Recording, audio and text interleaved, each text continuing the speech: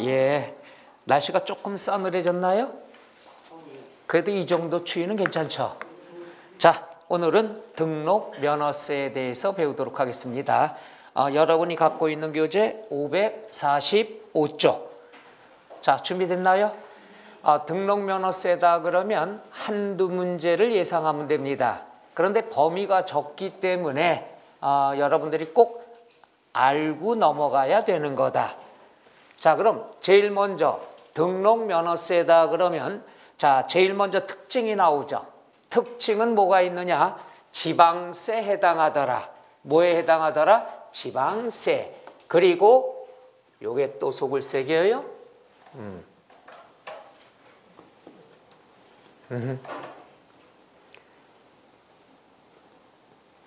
자, 우리가 지방세다. 지방세면서 뭐가 된다? 도구세다.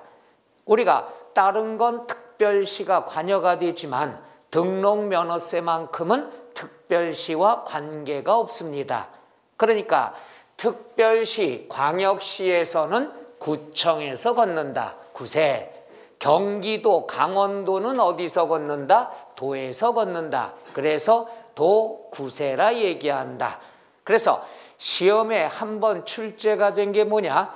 특별시와 관련이 없는 조세는 하고 한 번 나온 적이 있습니다. 그래서 우리가 특별시와 관련이 없는 건 뭐 뿐이 없다? 등록 면허세. 얘는 도세며 구세다. 무조건 알아둬야 되겠죠. 그 다음 등록 면허세다 그러면 항상 선불입니다. 선불. 선불은 뭐냐? 등기 등록하기 전까지 신고 납부해야 된다. 그러니까 등록하기 전까지 돈 내고 영수증 갖고 와라 이거예요. 해서 등기 등록이 나오면 항상 뭐가 된다? 선불이 아니라 선불이 돼야 된다는 것. 등기 등록하기 전. 그 다음에 등록면허세는 수수료야. 수수료. 수수료는 일해준 대가를 받는 거죠. 따라서 공짜가 없습니다. 따라서 공식이 과세 표준 곱하기 세율 산출세액이 나오는데 산출한 세금이 1,500원 나왔다. 기준이 6,000원이라서 6,000원이 안 돼도 얼마를 징수한다? 6,000원 걷는다. 그러니까 취득세는 면세점 제도가 있어. 50만 원까지는 세금 안 내. 면제. 그런데 등록면허세는 6,000원이 안 돼도 기본 얼마를 걷는다? 6,000원. 많이 나오는 거죠. 따라서 지방세면서 도구세다. 그 다음에 등록하기 전까지 신고해야 된다. 그 다음 6,000원이 안 돼도 얼마를 걷는다? 6,000원을 걷는다. 끝. 이렇게 하시면 되겠죠. 그 다음에 이제 뭐가 있느냐? 바로 요거죠. 여러분이 갖고 있는 교재 545쪽에 1번 특징 중에 동그라미 5번 요거 한번 잘 보세요. 요건 우리가 11월 달에 강의를 생략했습니다. 오늘 배우려고. 보세요. 등록의 뜻이 뭐냐? 등록이라는 건 재산권 권리 설정이야. 재산권이 설정이 됐다. 또는 변경, 소멸에 관한 사항을 공부에 등기 등록하는 걸 말한다. 이 말인즉슨은 뭐가 있느냐? 바로 요거예요. 과거에 우리가 등기에 관한 것은 두 가지가 있었어. 자, 우리가 부동산을 취득을 하면은 취득세를 걷었어요. 요 취득세라는 건 뭐냐면 부동산 취득하면 재산이 증가되죠. 증가될 때 내는 세금이 취득세였어. 2% 고정. 과거에. 그 다음에 등기에 관한 것은 등록세라는 걸 걷었어요. 등기에 관한 것. 그러니까 잘 들어야 돼. 부동산을 취득하면 재산이 증가되죠. 재산이 증가될 때 내는 세금이 취득세야. 그러니까 취득세 개념은 뭐야? 재산이 증가되면 내는 세금이야. 그 다음 등기에 관한 건 등록세를 따로 걷었어. 따로 하다 보니까는 취득세는 할 수 없이 내는데 등기는 안 하는 경우가 많다는 얘기죠. 그래서 2011년부터 합쳤어요. 합쳐서 등기를 둘로 나눴어. 취득과 관련된 등기는 취득세에서 다시 같이 걷어요. 같이 걷어. 등기에 관한 것. 그런 다음에 취득과 무관한 등기에 대해서는 따로 만들었는데, 잘 봐요. 등기는 등록세에서 걷었어. 근데 등기는 둘로 나눴어. 쪼갰어. 취득과 관련된 건 취득세에 더해서 걷었어. 그럼 남는 등기 등록은 취득과 무관한 건데 몇 개가 없어. 몇 개가 없으니까 면허세라는 거와 합쳐서 새로운 이름을 만들었어. 이게 뭐냐? 등록 면허세가 되는 거죠.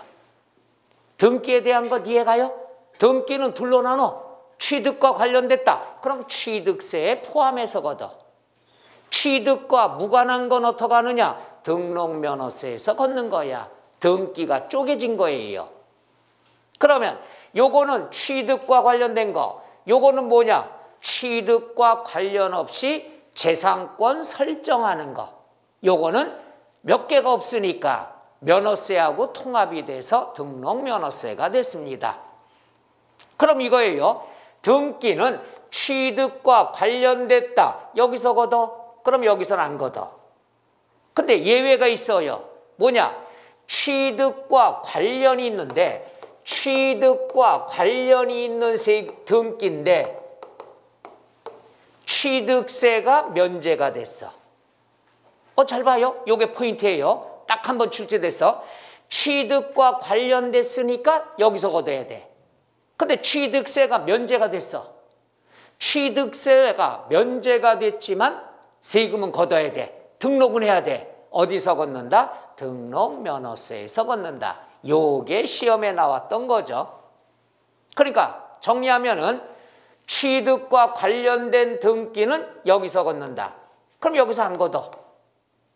근데 취득과 관련됐지만 취득세가 면제가 됐어. 그럼 할 수 없이 어디서 걷는다? 등록면허세에서 걷는다. 그러니까 등기는 둘 중에 하나는 걷겠다는 얘기죠. 그럼 이건 뭐냐? 취득과 관련된 등기가 있는데, 예를 들어서 면세점 배웠죠. 면세점.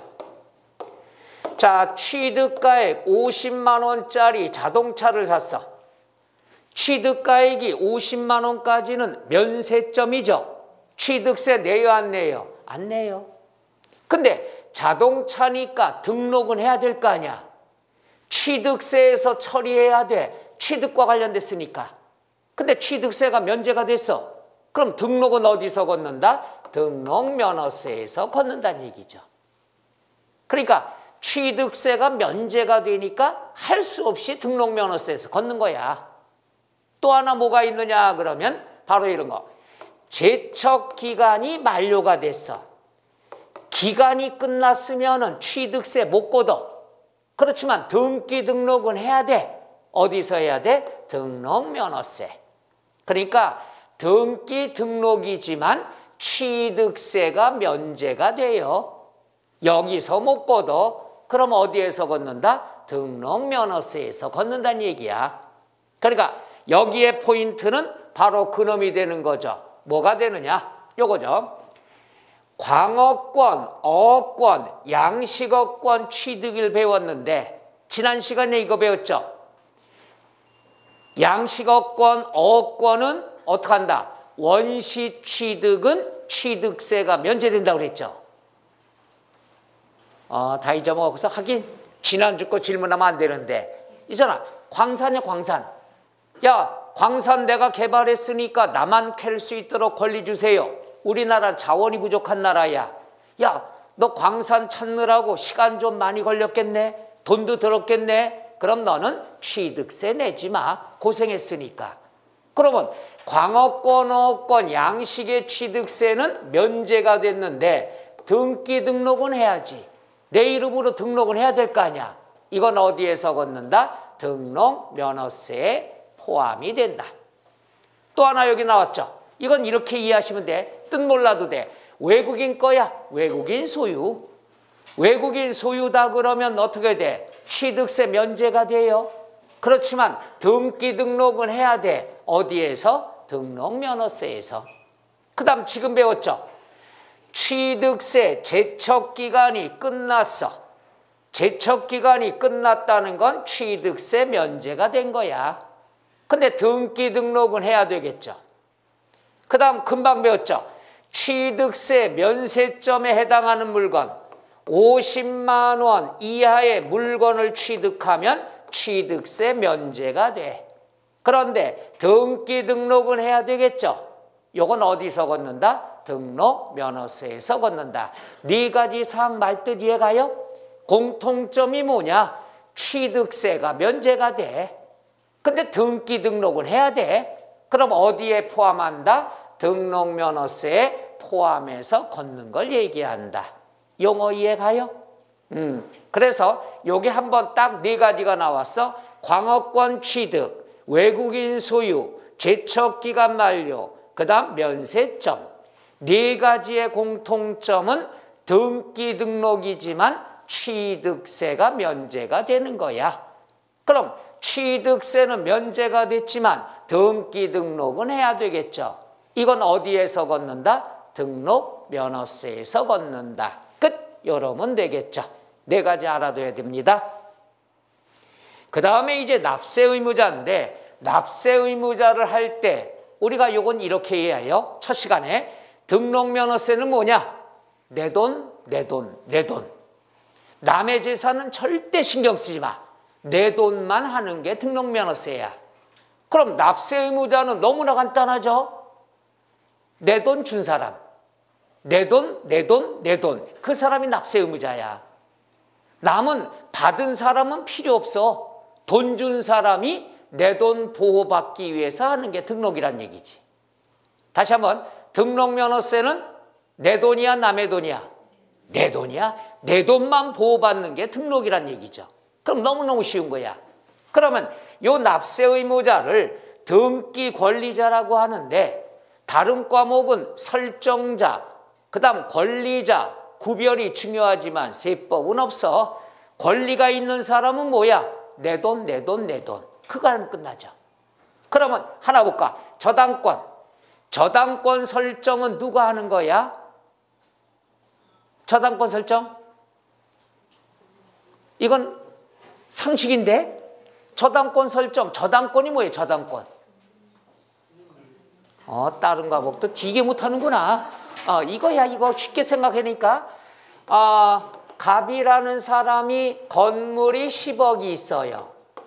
돈이 필요해서 은행에서 7억을 빌렸어요. 그럼 은행은 내 돈이 7억이죠.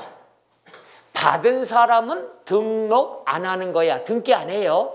주는 사람이 하는 거지. 그럼 저당권은 내 돈이 누구야? 은행이죠. 따라서 은행을 뭐라 그런다? 저당권자라고 하는 거야. 받을 돈이 있으니까. 그럼 요건 좀 뒤에 또 나오겠지만은 일단 돈을 빌려주면 저당을 잡죠. 내 돈 때문에. 그럼 저당권자를 누굴 얘기하는 거죠? 채권자 또는 은행이 되죠. 그러면 얼마를 보호받기 위해서 하는 거야? 7억. 내 돈이 7억이니까 남의 건 신경 안 써요. 등록면허세는 오로지 내 돈이야, 내 돈. 내 돈을 안 줬으면은 등록면허세 낼 필요가 없는 거야. 내 돈 때문에. 자, 그래서 저당권은 누가 설정한다? 저당권자. 저당권자는 뭐냐? 돈 빌려준 사람. 채권자, 은행이 되죠. 그 다음에 지역권은 뭐가 있느냐? 지역권은 요역지와 승역지가 있죠. 승역지는 승낙받아 쓰는 남의 땅이죠. 통행로, 입구 이런 거. 그러면 이 지역권은 절대로 아까 얘기했죠. 이 등록면허세는 내 돈만 하는 거야. 내 거만 하는 거야. 남의 건 필요 없어. 그래서 지역권이다 그러면은 요역지만 해당이 된다는 것. 요역지가 뭔지 알죠? 내 땅. 그 다음에 전세권. 이거 모르는 사람은 없을 거야. 몇 년 전에 이게 독립문제 나왔어. 상식이야 상식. 세법이 아니라. 전세권이라는 건 내가 전세 들어갔어. 갑이라는 건물에 을이 전세 5억에 들어갔어. 그럼 내 돈이 얼마야? 5억. 그럼 누가 등록을 해야 돼? 전세 세입자가 되는 거죠. 전세 세입자, 뭔가 짠해 보여. 이걸 전세권자라고 얘기하죠. 그럼 상식적으로 내가 전세 들어갔으면 내 전세 보증금을 보호받기 위해서 하는 게 등록면허세라는 얘기죠. 남의 재산은 쳐다볼 필요 있어 없어? 없어. 그리고 상식적으로 생각해. 갑은 자기 건물이야. 전세 보증금을 받았어. 남의 걸 받았으면 이건 내가 보호할 필요 있어 없어? 없어요. 준 사람이 알아서 보호하는 거지. 그럼 전세권자가 갑이냐 을이냐 이게 시험 문제 나왔어요. 우리를 바보로 하는 거지. 전세권자 이해 가요? 그러니까 등록면허세 가장 중요한 건 뭐냐? 내 돈. 받은 사람은 이런 등기 등록 안 하는 거야. 주는 사람이 하는 거지. 떼어먹힐까 봐. 그 다음에 지상권. 지상권은 땅이 누구 땅이야? 남의 땅이야. 그 위에 건축물 지어서 사용해. 그럼 누가 해야 돼? 내 거 보호받기 위해서. 그 사람을 뭐라고 그런다? 지상권자라 얘기하죠. 그래서 권리자라는 건 너무 간단해. 뒤에 권리자만 붙이면 돼. 저당권, 저당권자. 전세권, 전세권자. 지역권, 지역권자. 지상권, 지상권자. 그러니까 돈 준 사람이 하는 거야? 받는 사람이 하는 거야? 준 사람이 하는 거야. 왜? 내가 돈 줬는데 이 돈 보호하려고. 그렇게 이해하면 너무 쉬운 거야. 다른 거 할 거 없어요. 자, 그 다음 나와 있는 게 뭐가 있느냐. 자, 545쪽에 2번 납세 의무자, 동그라미 3번 대위 등기가 됩니다. 대위 등기. 요건 뭐냐? 여기 보세요. 갑이라는 사람이 건물이 10억이 있어. 은행에서 대출을 받았어. 7억을. 그럼 은행은 저당권을 설정해야 되겠죠. 그럼 내 돈이 7억이니까. 그럼 저당권을 설정을 하려고 보니까 건물이 미등기 건물이에요. 등기가 돼 있어야 저당권 설정 들어가지. 등기가 안 됐으면 저당권 설정이 안 돼요. 그러면 내 거는 아니지만 채권자가 내 돈을 보호받기 위해서 미등기된 걸 다시 등기로 살려줍니다. 누구 거야? 갑의 거야.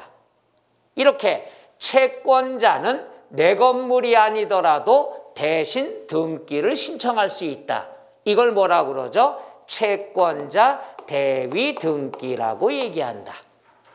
그러니까 채권자가 저당권 설정을 하려고 보니까 미등기가 돼 있어. 그럼 먼저 등기를 살려줄 수 있다 없다? 있다. 요게 시험 문제예요. 채권자 대위 등기 신청할 수 있다 없다? 있다. 그럼 대위 등기 신청한 걸 소유자에게 지체 없이 통지를 해줘야 돼. 왜? 집주인은 알아야 될 거 아니야. 그런 다음에 은행이 대신 등기 신청 납부했으면 돈 냈다는 확인서를 끊어줄 수 있다. 요 세 가지가 시험 문제예요. 다시 한번 미등기가 돼 있는 건물을 살려주는 게 대위 등기죠. 대신 등기했다 이게야. 대신 등기 신청할 수 있다 없다? 있다. 신청받으면은 소유자에게 즉각 통지해야 된다 안 한다? 해야 된다. 그리고 대위 등기 신청을 받았으면은 확인서를 발급해 줄 수 있다. 끝. 이게 대위 등기가 되죠. 그럼 나와 있는 자 동그라미 3번 채권자 대위자의 등록면허세 신고 납부 괄호 안에 밑줄 부동산 소유자가 납세 의무자죠. 왜? 내 건물이니까. 그 다음에 기억 채권자 대위자는 납세 의무자를 대위하여 신고 납부할 수 있다 없다? 있다. 이 경우에 대위자는 확인서를 발급받을 수 있다 없다? 있다. 니은 지방자치단체장은 채권자 대위자의 신고 납부가 있으면 납세 의무자에게, 납세 의무자는 누굴 얘기하죠? 부동산 소유자를 얘기하죠. 야, 너 미등기 건물을 은행이 대신 신청해 줬다라고 통지를 해주면 되겠죠. 끝. 바로 요겁니다. 자, 그 다음에 나와 있는 것 보면, 자, 546쪽에 과세표준 나왔는데요. 거기에 양괄호 1번, 양괄호 2번, 양괄호 3번은 취득세와 똑같습니다. 지난주에 배웠던 거야. 따라서 요거는 여러분이 집에서 한번 복습을 해보도록 합니다. 취득세에서 설명 다 했으니까. 그럼 이제 알아둬야 될 것 요거죠. 채권 금액이 과세 표준되는 경우는 어떤 것이 있느냐. 이것들이 다 중요한 겁니다. 채권 금액이 되는 경우는 무엇냐 하면 이거예요. 보세요. 채권 금액의 뜻은 뭐냐? 받을 돈을 생각하면 아주 쉬워요. 내가 돈 받을 게 있다 이거야. 그럼 받을 돈이 있으면 받을 돈이 채권 금액이 되는 거지. 이거 뭐 간단해. 또 한 번 해요. 갑이라는 사람이 건물이 10억짜리가 있다. 징그러 죽겠네. 은행한테 돈을 빌렸다. 얼마를? 왜 7억을 외워? 시험도 안 나오는데. 7억을 빌렸으면 은행이 저당권 설정 들어가야 되겠죠. 그러면 공식이 있어요. 과세표준 곱하기 세율. 그럼 뭐가 나온다? 산출세액이 나오죠. 그럼 이 은행이 저당권자인데 그럼 은행은 과세표준 얼마 가지고 계산한다? 7억이 되죠. 왜 과세표준이 뭐가 되냐? 돈 받을 게 7억이니까 내 돈이 7억이니까 7억으로 계산하는 거예요. 그리고 세율은 미리 공부합니다. 등록면허세 세율은 쉬워. 1000분의 2만 알면 돼요. 1000분의 얼마? 2. 그럼 끝났어. 받을 돈이 얼마냐? 7억이다. 세율이 얼마냐? 1000분의 2다. 그럼 세금은 140만 원 내면은 은행은 7억을 보호받는 거야. 만약에 1억이다. 1억 곱하기 1000분의 2. 그럼 얼마야? 20만 원이 답이 되는 거죠. 그래서 과세표준은 내 돈, 내 돈. 받을 돈. 이걸 갖다가 받을 돈 하면 유치하니까 채권 금액 이렇게 얘기하는 거예요. 그러면 채권 금액이 과세 표준되는 건 4개가 있는데 외우지 말어. 단어가 힌트 나오잖아. 자, 저당권 설정 왜 합니까? 돈 받을 게 있으니까 돈 받을 게 채권 금액이잖아. 그 다음에 가압류, 가처분 왜 해요? 돈 받을 게 있는데 그래서 떼어먹힐까 봐 하는 거죠. 그 다음에 경매 신청은 왜 하는 거야? 내가 돈 받을 게 있는데 뺀질대고 안 주니까 내가 경매 신청하는 거지. 그러니까 4가지가 지문에 나와. 이게 문제야. 4가지가 나오면은 단어 뜻을 이해하면 다 돈 받을 게 있다. 그럼 돈 받을 게 있으면 과세 표준이 뭐가 되느냐? 채권 금액, 받을 돈이 된다는 얘기죠. 4가지 용어 이해 가요? 해서 세법은 단어만 하시면 돼. 무대뽀로 외우지 말고. 그럼 그 다음에 이제 건수. 건수는 징그러 죽겠어. 건수는 과세 표준이 1건, 2건, 3건 수량을 얘기하는 거예요. 수량. 그럼 얘는 뭐가 되느냐? 추가 등기를 얘기한다. 추가 등기고 세금은 건당 6,000원이 됩니다. 건당 6,000원. 그럼 추가 등기 뜻을 알면 되는데요. 결론부터 얘기할게요. 추가 등기다 그랬으면은 얘도 이름 자체에 힌트가 나와. 추가 등기라는 건 2번째 등기야. 몇 번째? 그럼 설마 처음 하는 건지 2번 하는 건지 모르면 안 되는데 여기다 해볼게요. 자, 처음에 저당권 설정을 할 때는 채권 금액 곱하기 1000분의 2 했어. 3년 뒤에 갑이 무사히 빚을 갚았어. 은행 빚을 다 갚았어. 갚았으면은 저당권 설정할 한 걸 말소 지워야 되겠죠. 그럼 말소등기도 이 건물에 대한 거야. 그럼 처음에 저당권 설정할 때는 7억 곱하기 1000분의 2. 근데 이번엔 지우는 거야. 지우는 거는 똑같은 건물에 처음에는 저당권 설정, 두 번째는 말소등기죠. 두 번째죠. 두 번째도 7억 곱하기 또 내면 이중으로 내는 것 같잖아. 두 번째 할 때는 한 건이냐, 두 건이냐, 세 건이냐. 건당 세금은 얼마가 된다? 6,000원이 되더라. 처음에 할 때는 받을 돈, 두 번째 할 때는 건수, 이렇게 나누면 되죠. 그러니까 추가 등기라고 하는 건 두 번째 등기란 얘기야. 그럼 단어를 보세요. 변경 등기, 변경 등기, 변경 등기. 아이고, 답이 나와. 변경의 뜻이 뭐야? 지금 어린이집에서 설명하는 거야. 변경이 뭐야? 변경. 변경. 별 수 없이 여러분들은 외워야 되겠다. 그치? 변경의 뜻을 모르는데 어떡할까? 미치겠네 내가. 변경은 바꾸는 거야. 그럼 상식적으로 따져봐. 바꾼다는 건 옛날에 했던 걸 바꾸는 거 아니야.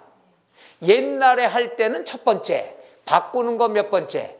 그래, 단어가 나오잖아. 변경의 뜻을 알면 되는데 뜻 모르면 인생 끝이야. 변경은 우리가 취득세, 간주 취득에서도 배웠잖아. 변경은 바꾸는 거야. 그럼 바꾸는 건 두 번째야. 그 다음에 말소, 말소의 뜻이 뭐야? 지우는 거야. 옛날에 한 걸 지우는 거죠. 옛날에 안 했는데도 말소나 해볼까? 이거 없잖아. 여러분 노트가 있어요. 옛날에 썼던 걸 지우는 거지. 새로 오늘 사고서 심심한데 지우기나 할까? 이건 넉나간 사람이잖아. 그러니까 상식적으로 말소 지우는 거네. 옛날에 한 걸 지우는 거니까 두 번째라는 거 알잖아. 딱 두 가지뿐이 없어. 말소, 변경, 이 단어가 꼭 나와. 단어 나오면 이거 두 번째 한 거구나. 두 번째는 건당 6,000원이 된다. 끝. 이렇게 하면 되잖아. 그러니까 채권 금액이다 그러면 단어에 받을 돈이라는 게 나타나고 추가 등기라는 건 두 번째 등기라는 게 나타나잖아. 이게 등록면허세의 단골이 시험 문제예요. 그 다음에 요거는 이해가 안 가는 건데 보세요. 채권 금액이다 그러면 자, 첫째, 은행이 7억을 빌려줬어. 그럼 저당권 설정하죠. 그럼 받을 돈이 얼마야? 7억 알잖아. 그럼 채권 금액은 일정할 수밖에 없어. 빌려준 돈이니까. 내가 7억을 빌려주고 얼마 빌려줬나 모르겠네. 이거 없잖아. 받을 돈은 칼같이 기억해요. 줄 돈은 잊어먹고. 그럼 7억, 일정한 채권 금액이 있으면 7억이 되는 거야. 근데 이건 시험에 잘 안 나오고 이게 나와. 일정한 채권 금액이 없대. 돈 받을 금액이 일정하지 않는다. 말이 안 되잖아. 근데 시험에는 자주 나와요. 그럼 뭐가 나오냐? 이거죠. 사채업자 생각하라고 그랬죠. 사채업자는 1억을 빌려줬다. 그럼 1억의 채권 금액이 있지만 1억으로 저당권 설정 안 하죠. 1억에다가 3개월을 빌려주면 3개월 동안에 받을 이자까지도 합해서 저당권을 설정하죠. 바로 이렇게 생각하면 돼. 그럼 일정한 채권 금액이 없으면 뭐가 채권 금액이냐? 목적이 된 금액을 채권 금액으로 한다. 그러니까 1년 1억을 빌려줬지만 3개월 이자까지 해서 1억 5천을 받아야 된다. 그럼 일정한 채권 금액이 없으면 목적이 된 금액을 채권 금액으로 한다. 용어 이해가요? 말이 안 되는데 시험엔 자주 나온다는 얘기죠.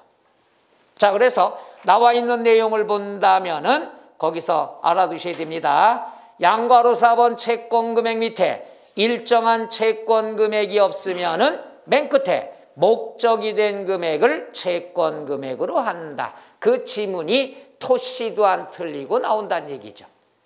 근데 아주 쉬워. 왜?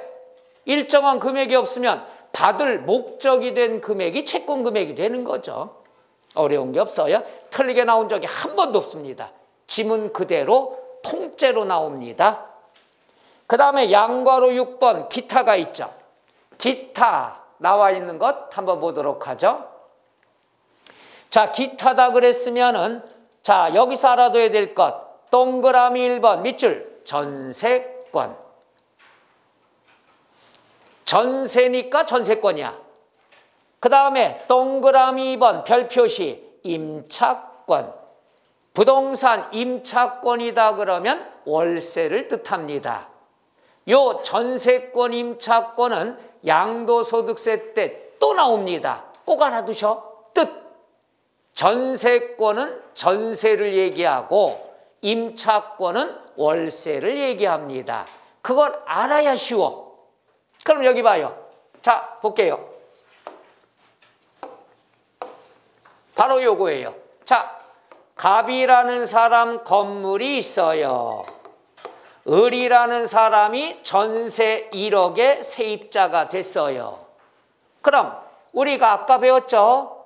을이 세입자야. 을이 얼마 돈을 줬어? 1억. 그럼 1억을 보호받기 위해서 하는 게 뭐가 있다? 전세권 설정이 있겠죠. 그럼 전세권 설정을 할 때 공식 과세 표준 곱하기 세율은 산출세액이 나오죠. 그럼 간단하잖아. 전세보증금 1억은 이사 갈 때 찾아가 못 찾아가? 찾아가니까 1억이 바로 뭐가 된다? 과세 표준이 되죠. 이게 전세금액이야. 전세는 너무 쉬워. 전세보증금 요걸 전세금액이라 하니까. 그럼 뭐가 문제냐? 병이 월세로 들어왔어. 전세는 금액이 하나만 나오지만 월세는 두 가지가 나와. 보증금하고 월세. 보증금을 임차보증금이라 해요. 1억. 그 다음에 월세는 우리가 세련된 말로 월임대차 금액이라 그래요. 1억에 500만 원. 그럼 답이 나왔죠. 전세는 전세보증금 하나뿐이 없어. 그러니까 얘가 과세표준이야. 근데 월세는 금액이 두 개 나와. 그럼 두 개 나오면 시험에 단골 메뉴죠. 어느 것이 맞을까요? 이게 시험 문제야. 그럼 상식적으로 봐. 월세보증금 1억은 내가 맡긴 거죠. 이사 갈 때 찾아가 못 찾아가? 자, 지금으로부터 2달 전에 똑같은 질문했어요. 그때도 지금처럼 똑같이 얘기했어. 돌아버리겠어. 여러분은 내가 마음에 드는 게 뭔지 알아? 꾸준해. 2달 전에 이것도 그렇게 설명했는데 월세보증금은요. 이사 갈 때 찾아갈 수도 있고 못 찾아갈 수도 있어. 월세가 밀리면 어떻게 한다고 그랬어? 까는 건 똑같이 설명하네. 까는 건 또 기억해요. 까고 주니까.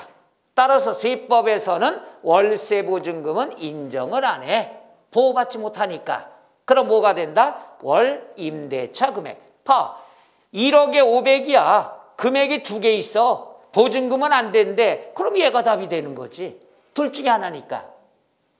우리가 민법에서는 월임대차 계약 금액은 개월수로 해서 등기된 거 다 필요 없어. 세법은. 월세야 월세. 임차권은 월세다. 월세다 그러면 보증금하고 월세가 나오는데 보증금은 까고 줄 수 있으니까 안 된다. 그럼 얘가 되는 거지. 월세를 세련된 말로 뭐라 그런다? 월임대차 금액이다. 이게 제일 많이 나와요. 전세는 보증금이 하나뿐이 없으니까 나와도 땡큐야. 임차권이 월세라는 걸 먼저 알아둬야 돼. 월세가 뭐냐? 보증금에 월세 내는 거니까 금액이 두 개 나오더라.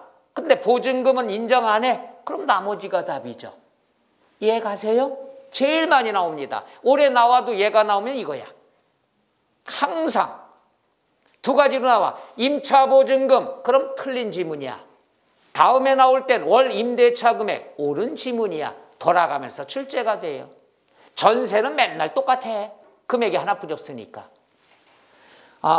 지금부터 2달 뒤에 또 물어볼 거예요. 똑같이 그때도 1억에 500으로 할게요. 2달 전에도 그랬던 것 같은데 한번 끝장을 냅시다. 몇 달 가나. 자, 그 다음에 3번 지역권. 지역권은 항상 우리가 남의 땅은 인정 안 한다고 그랬죠. 요역지 가액. 지상권은 부동산 가액. 가등기는 부동산 가액이 될 수도 있고 채권 금액이 될 수도 있다. 끝. 자, 그리고 우리가 공부할 때 잘 봐요. 등록면허세는요.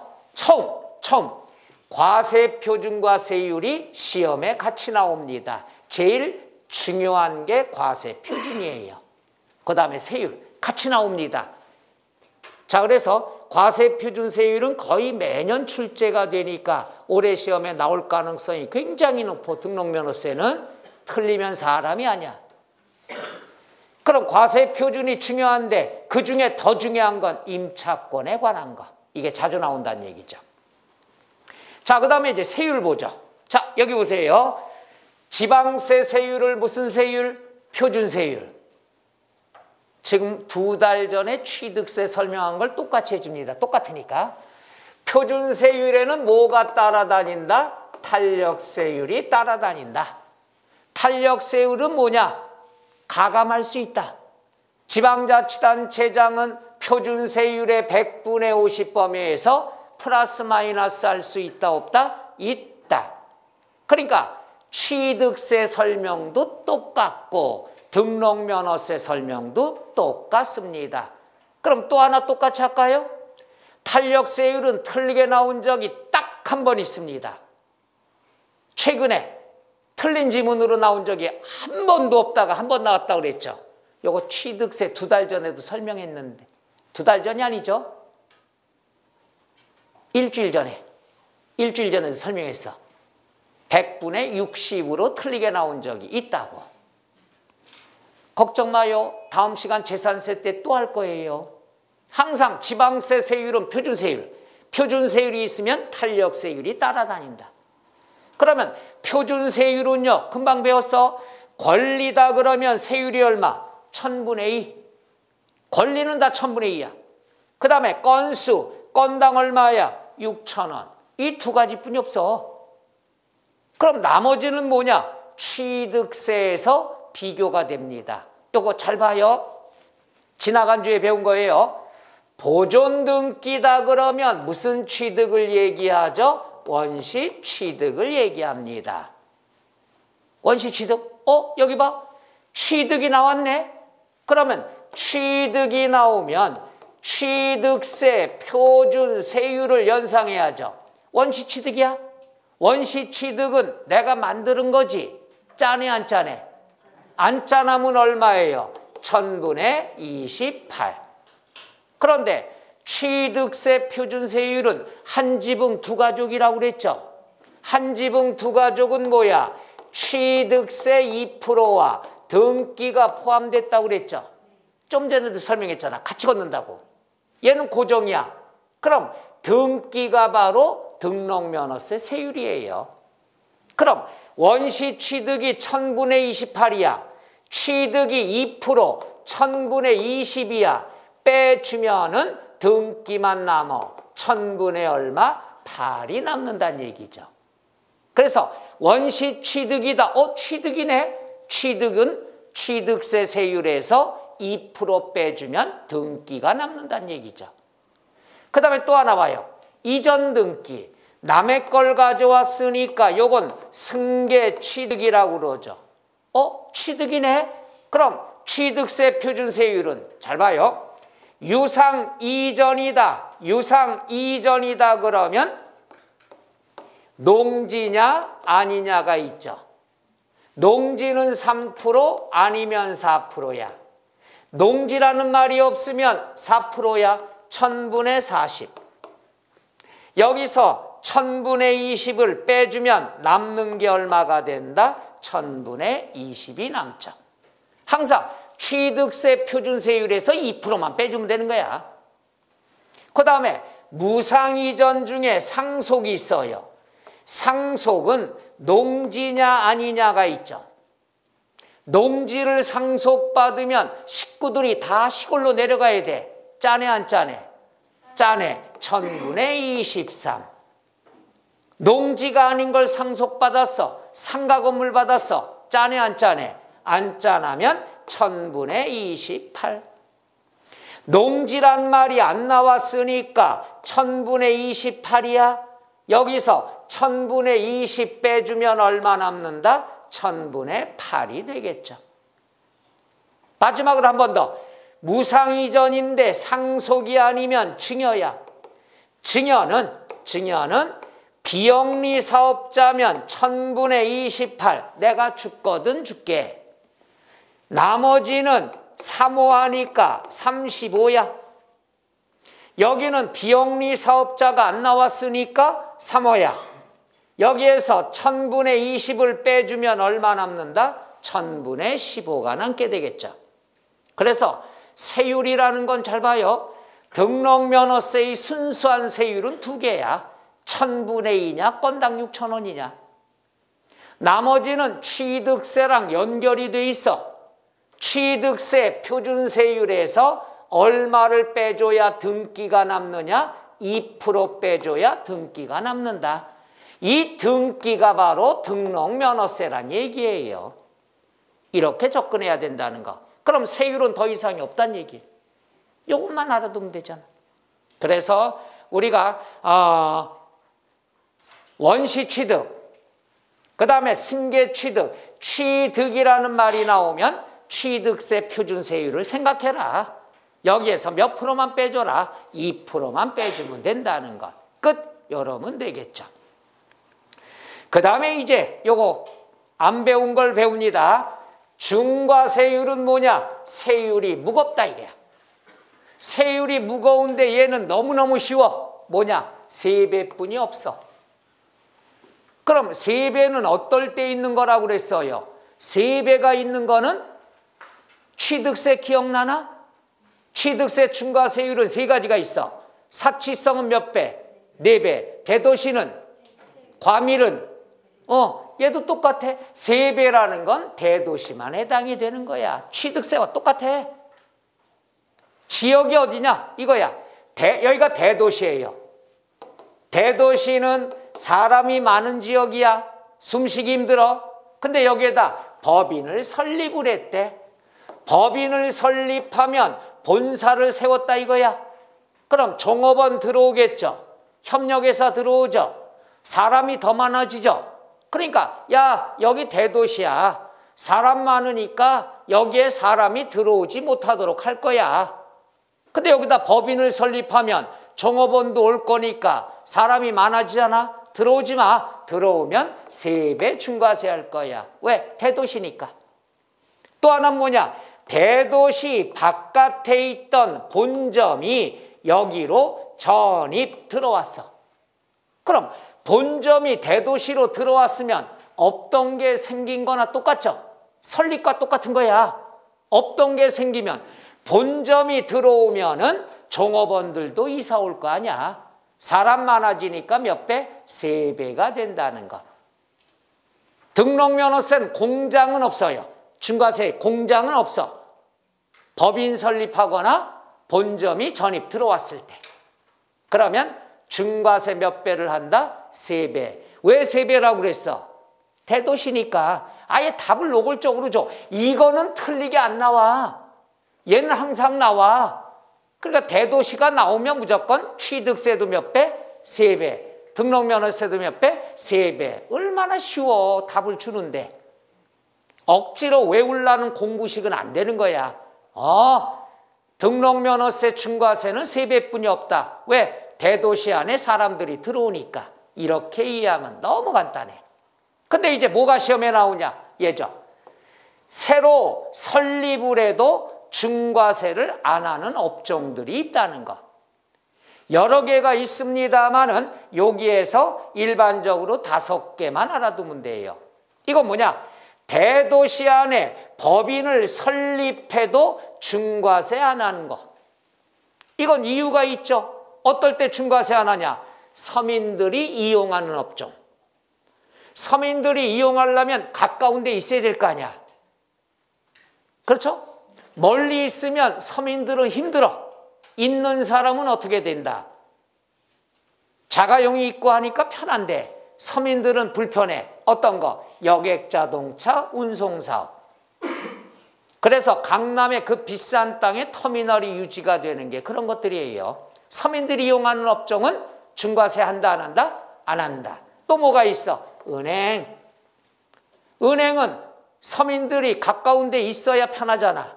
그 다음에 뭐냐? 병원. 가까운 데 있어야죠. 있는 사람은요 신경 안 써요. 왜? 거꾸로 의사가 진료하러 오니까. 있는 사람은 괜찮아. 없는 사람은 가까운 데 은행이나 병원이 있어야 되죠. 그 다음에 뭐가 있느냐 그러면 농수산물 도매시장. 왜? 서민들은 시장에 가서 좀 더 싸게 사야 되니까. 마지막은 내가 이해 못하겠어. 할부금융업. 할부금융업은 중과세하지 않는다. 꽁시렁꽁시렁 됩니다. 그랬더니 한번 출제가 몇 년 전에 됐죠. 그래서 요 5가지 업종, 이거 말고도 여러 가지가 있습니다. 그러나 중과세하지 않습니다. 요것만 아시면 돼요. 5개만.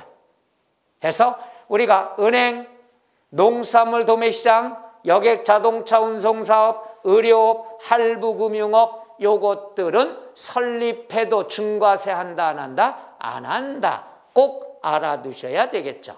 요건 11월 달에 강의 안 했죠. 이제 오늘은 알아둬야 된다는 얘기죠. 그 다음에 맨 밑에 박스를 보세요. 맨 밑에 박스를 보면은요, 거기에 대도시 중과 제외 업종에도 중과세 하는 경우. 이건 뭐냐? 기억, 밑줄. 업종 변경, 업종 추가. 이건 당연하죠. 이거예요. 여보세요. 내가 은행업을 했어요. 그럼 중과세 안 하죠. 근데 여기다가 업종을 추가했어. 여기에 없는 업종. 그럼 당연히 은행은 중과세 안 하지만 추가된 다른 업종이 중과세 대상이면 중과세 해야 되겠죠. 추가 업종 이해 가요? 얘 자체는 중과세 안 해. 근데 다른 업종을 추가했으면 추가된 건 중과세 해야 된다는 얘기죠. 그 다음에 업종을 변경했어. 은행업 하다가 다른 걸로 바꿨어. 그럼 당연히 업종이 변경됐으니까 중과세 해야 되겠죠. 여기 있는 것만 중과세 안 하니까. 그 다음에 거기 보세요. 2번째 줄. 정당한부터 밑줄. 정당한 사유 없이 등기일부터 동그라미 2년 이내에 중과제외 업종으로 업종 변경, 업종 추가. 그러니까 등기일로부터 몇 년 이내면 중과세 한다? 2년 이내. 알아두면 되겠죠. 그 다음에 니은 중과제외 업종과 제외업종 이외의 업종을 동그라미 겸업. 금방 설명했죠. 겸업. 요거랑 다른 업종하고 겸업을 했으면 쉬운 말로 중과제외 업종이 아니면 중과한다는 얘기예요. 그러니까 이건 공부식으로 할 필요 없죠. 이것들은 다 중과제외 업종이지만 이거 말고 다른 업을 추가하면 당연히 추가되는 업종은 중과세 한다 안 한다? 한다가 되죠. 그리고 추가 업종 추가 변경은 등기일로부터 몇 년 이내? 2년 이내 하면 중과세 한다는 얘기죠. 2년만 알아두시면 되겠습니다. 끝. 그 다음에 이제 부가징수가 548쪽에 나와 있죠. 요건 우리 좀 쉬었다 할까요? 아우 잘 견디셨어. 잘했어.